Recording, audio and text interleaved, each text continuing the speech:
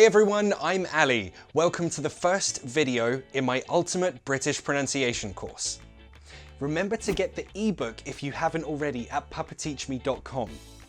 That ebook goes with this course like best friends, and it will help you absorb all the information like a sponge. So we're going to start with one of the most famous yet very misunderstood and definitely misused sound of British pronunciation, the glottal T. Since I first made my video on this subject, whoa, all those years ago, look at all that hair I had. Wow, it's like a different person. Anyway, since then, a lot has changed about this little sound. In my opinion, English teachers need to change and update how they teach English about every 5 years or so. The reason is because language in general, but especially English, is a living, breathing thing, and it changes so quickly. Throughout this course, I'll show you a variety of different sounds and techniques and styles. But the idea is for you to choose your favorite aspects of British pronunciation. You'll sound natural because I'm going to help you develop your own British pronunciation style. So what is the glottal T? It's this. Yeah. Oh, hi, sorry, can we have some water? Water? Water. Water. Water. Water. Water. Water. In British pronunciation, it's really common to replace the T sound in some words to a glottal T. I say some words because it will sound really weird if you pronounce every T with a glottal T. Please don't be weird. How do you make this sound? Well, say uh-oh. Uh-oh. Do you feel that sound, that feeling in the middle of uh-oh? Your throat, your airway closes. It stops the sound coming out. That is the feeling. That's the sound of the glottal T. And that sound will replace, again, some of the T's in some of the words. Just remember, don't overuse it. That will be weird. Trust me, variety is the key to a natural speaking style. That's what I will be stressing throughout this course. So it's really, really common to use the glottal T when a word finishes with a T sound. Like hot but not wet. Again, it's perfectly fine to pronounce the T as a true T. A true T is when you pronounce it like a T, but not wet, hot. That's a true T. But the glottal T, remember, it's that middle sound of uh-oh. When your airflow stops, stopping the sound, that's your glottal T. So let's practice this together. Hot, hot. Listen carefully. If you're just saying ha, ha, the air is still coming out, you're not doing the glottal T. The airflow must stop. Hot, hot. Did you do it? I feel like you did it that time. I have confidence in you. Let's move on. But, not, wet. Good. Let's do all of them together. Hot, but not wet. That was amazing. Well done. And that word we just did, you could pronounce water like water. Water. Try that with me. Water. Again, you're amazing. Why do we do this? Why make this sound? It's because the sound is lazy, and to be honest, we are lazy. There, I said it. See? Lazy. It's not clear. It's not an easy sound to hear. Therefore, it's not considered formal. But before people tell you this is a stupid sound, politicians, even the Queen, will use this sound. And though self-isolating may at times be hard. Why? Because it makes you sound human. If you tried to pronounce every T as a T, you would sound like a weird robot. And again, don't be weird. Be human. So other common words like this would be don't, can't, couldn't, wouldn't, won't. Basically, any contraction of not. Again, like I said, variety is key. So I'm not saying always use glottal T when the word finishes in a T sound. No. I will use a mix. Sometimes I'll use it, sometimes I won't. Like just now. First, let's practice these together. Don't. Can't. Couldn't. Wouldn't. Won't. Okay, let's practice this together in a sentence. First, everything as a glottal T. It's a bit hot, but not that hot. Now, you could pronounce all of these T's as glottal T's and it wouldn't sound strange. Why? Because the T is at the end of the word. That sounds fine. This is where we start to develop your style. I want you to pause the video here and try saying these, or if you have a partner, you can practice talking to each other with these two sentences. Change it up. Use some T's as glottal, some T's as true T's. Use all of them as glottal, use all of them as true T's. But use a variety, see which combination or which style feels right for you. There's no wrong answer here, so don't worry. Remember, the goal is to develop your own natural British style, not to copy an idea of a British style. That won't sound natural. The only way to sound natural is to develop your own style. So let's do that. Pause the video, try a few different options. Let's try another one. For example, someone offers you a cat. Do you want a cat? What? That cat. So let's practice some different ways of pronouncing this. Do you want a cat? Do you want a cat? Do you see where wanna comes from now? Want a cat. Do you want a cat? I told you we're lazy. So yeah, you can choose whichever T you want to practice as a true T or a glottal T. It doesn't matter. It's all going to be correct. It's just about you developing your own natural style. So pause the video now, practice this a few times with a study buddy or with yourself. Any way is fine. Just see which combination works best for you. And press play when you're ready to continue. Now, there are times when you probably want to pronounce that final T as a true T. Don't. I can't get wet. Oh, sorry, love. You wet? Yes, I'm very wet. He pronounced the glottal T because he's just speaking normally. There's nothing special. But she pronounced the true T that second time. Why? Because she wants to emphasize. She wants to make this stronger. Yes, I'm very wet. If it's clearly pronounced, then it can sound much stronger, more emphatic. Just something to remember. Also, there are times when you definitely don't want to use a glottal T. For example, when a word begins with a T sound. Don't use the glottal T. The word tonight, for example, starts and ends with a T. We already know that that end T, that's fine. You can pronounce that as a glottal T.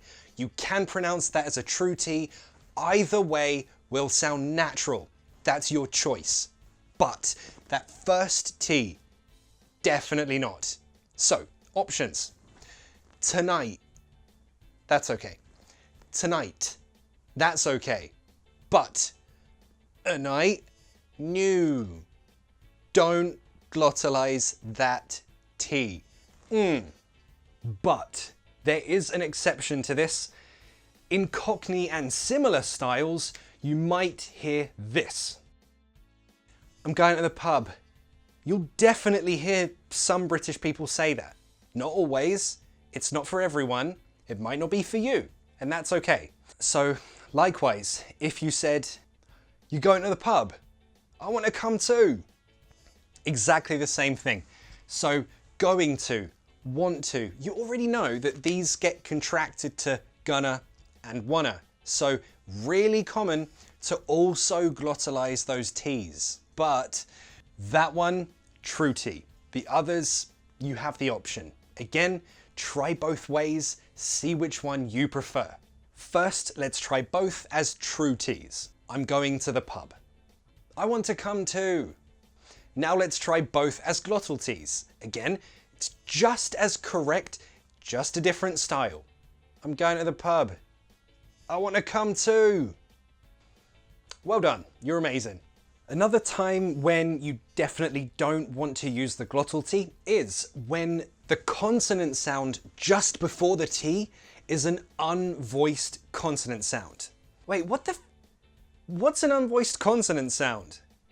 An unvoiced sound doesn't make a vibration in the throat. Like, for example, an F sound.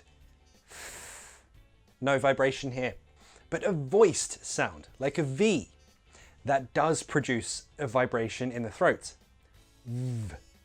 The same mouth shape, but the difference is a vibration. V. V. That's the only difference. Unvoiced, voiced. That's it. So with names like Taylor Swift, the T in Swift, don't make that one glottal. That will always be true T. Swift. Fast. Again, true T. Connected. Again, true T, because the consonant sound just before is an unvoiced consonant sound. And no one glottalizes those. That's not a difference in style, just no one does it. Because, I guess because it's impossible. Let's actually try. Swift, Taylor Swift. It's too difficult. Remember, we're lazy, so if it's difficult to say, we won't do it. It doesn't become a style. That's how language works. So just keep that in mind. But also, there are times when you always pronounce the glottal T. Again, because it's easier. For example, absolutely. And in this case, again, it's all about the position of the T in the word. See, there's a vowel sound before the T and a consonant sound after. In those cases, just pronounce the glottal T. It will sound natural, just trust me. States. Make it glottal. The same with this one. Mates. If your teacher tells you that the glottal T is a dumb sound, that's not true. It's just a feature of British pronunciation which everyone uses. Yes, even the Queen. Many charities, groups, and organizations have worked to promote peace and unity around the world. See, with the glottal T, it just sounds more natural. So let's quickly practice those points. Let's imagine that we're talking about connecting to Wi-Fi or something. We're going to practice this, but notice which T's can be glottal and which definitely aren't. And remember, this is about developing your natural way of speaking. So practice a few different ways that you could say this. See what feels comfortable. See what feels natural. Don't try and force anything. If you try to make everything a true T, it might sound weird. If you try to make everything a glottal T, it might sound weird. For example, I might pronounce this like, tell Tom that it's definitely connected. But that might not be the same for you, and that's fine too. Again, they're equally correct, just different styles. Pause the video, press play when you're ready to continue. Okay, this is where it gets really interesting because this is where we develop your style even more. So, words like mountain, button, bottle, water, hotel. You have options. Let me add this one. Just quickly, my speaking style is completely middle, non-specific, very general London. So if you come to London, you'll hear this more or less. Just depends on the person. And sometimes I will pronounce the glottal T, sometimes I won't in these words. Sometimes mountain, sometimes mountain. Depends how fast I'm speaking, depends on my mood, depends who I'm talking to. The point is, all of that is correct. It just depends on your mood, your style. Now, me personally, if there's a vowel, T, vowel, I tend not to use the glottal T, but that doesn't mean I never use it. Depends, again, on my mood, my speed of speaking, and who I'm talking to. For example, with my best friend, if I'm being a bit lazy, yeah, I'm gonna say, yeah, it's better. So this is how you can develop your style. You will have a preference. Try saying these with a true T and the glottal T and see which one feels better for you. Let me give you a quick example of each one. First, true T. Mountain, button, bottle, water, hotel, better. Now the glottal T. Mountain, button, bottle, water, hotel, better. Again, you definitely won't want all of them to be true. You definitely won't want all of them to be glottal. You'll probably find that a mix feels better for you. That is how you're going to develop your own style. So pause the video, practice a few different ways, and play the video when you're ready to continue.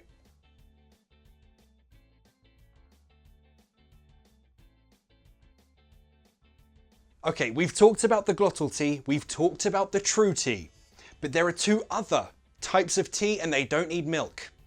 That was such a bad joke and I apologize. If you want to stop this video right now and give it a dislike, I'll completely understand. But before you do, let me tell you about the other two Ts. First is the incredibly posh Posh RP T, which if you watch that TV show The Crown, they always use it. And this is how it sounds. Little, water, bottle. How do you do this Posh RP T? Well, the tongue is going to hit just behind that top set of teeth. Not going to hit the teeth themselves, it's going to hit that ridge just there. So about there, just a gentle tap there. That should give you that Posh RP T. Water. Another example, let's look at Italy. With a true T, Italy. With a glottal T, Italy. With that Posh RP T, it sounds like this. Italy. But I should mention that this T only appears in very posh RP. And as this article in The Guardian points out, only around 2% of British people even speak like this.